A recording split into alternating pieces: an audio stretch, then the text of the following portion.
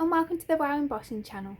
Today I'm going to be creating a card showcasing these really gorgeous new funky fossil embossing powders. So we've got Copper Mine, Tarnished Treasure and Rock Solid, and they are specialty embossing powders and they come as a trio and they give really gorgeous effects. So for my card I'm creating some 4 1/4 by 5.5 inch panels.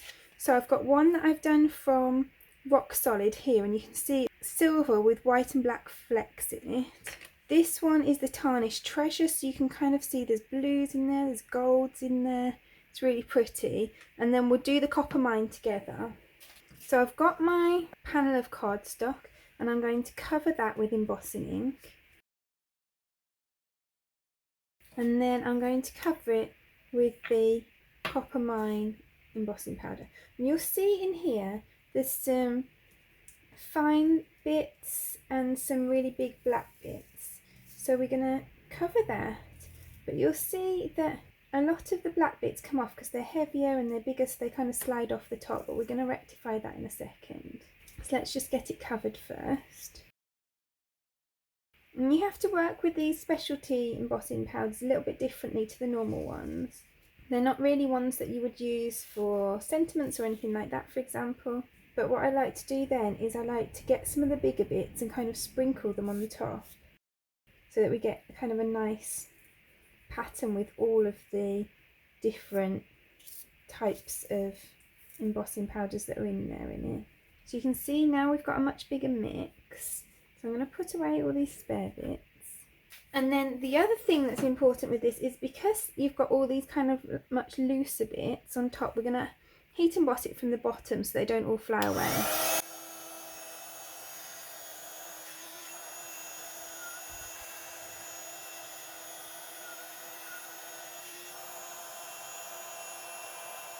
So then now we've got this, which is kind of like blue with flecks of copper and black in. And what I like to do then is just heat emboss it from the top as well to just melt out all of those pieces within that.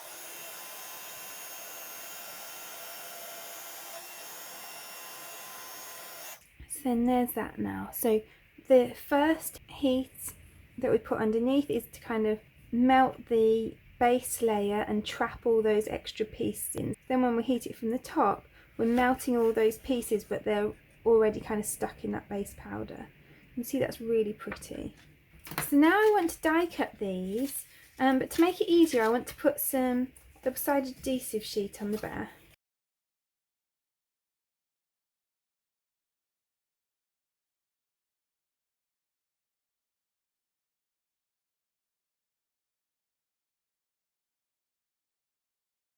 And then I'm going to use this Alex Siberia Designs Thin Stripes cover die to cut strips from these. Obviously you could just go in with a trimmer if you don't have a die like this and cut strips yourself, but I like this because it's A, more accurate and B, quicker. So then now I've got a bunch of different strips in each of the colours, which only taken me like a minute to make because I did it with the die. And then I've got a 4 1/4 by 5.5 inch navy card blank, and this piece is 1/4 inch smaller, and I'm going to add loads of these stripes onto here. I'm going to make a nice background from it. I'm going to start at the top and then I'm going to work my way down. I'm just going to alternate those colours and leave a little gap in between each of them.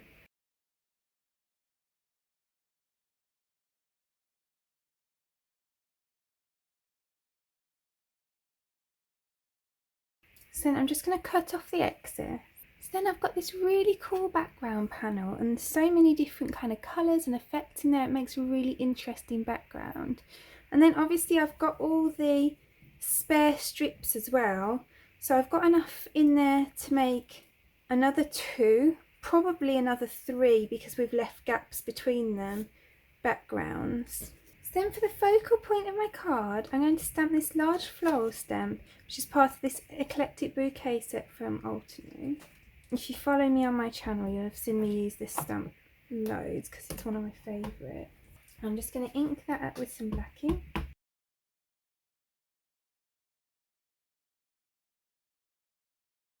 And then I'm going to grab the sticky mat out of my stamp wheel, and I'm going to use that to hold this in place while I'm stenciling.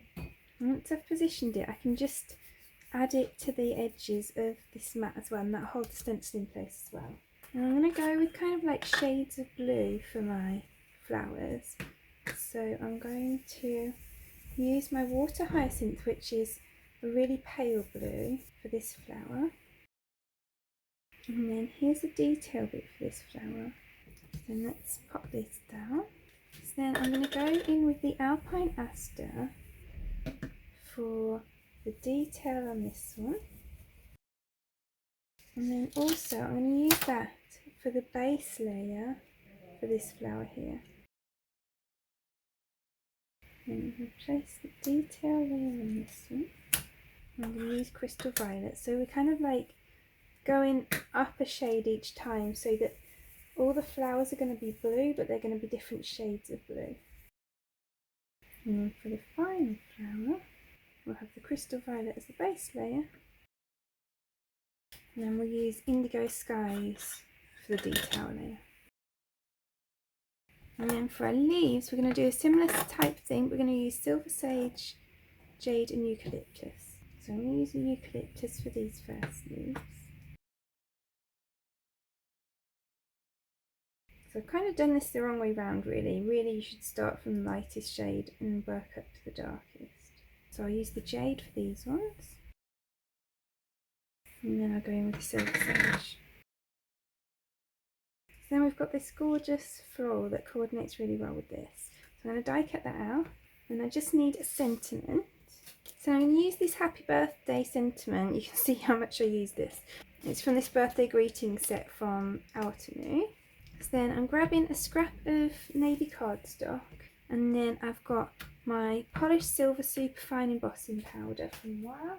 And I always like to keep superfine embossing powder on hand in all of the kind of key colours, because I think it's really important to use the superfine for sentiment so you get a nice crisp finish. So then I can grab my scissors and just cut around there. So let's put our card together. And then I'm going to pop the floral up on foam pads.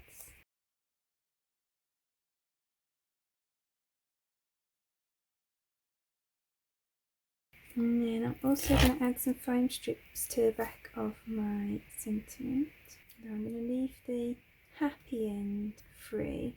So I'm going to glue that onto the flowers.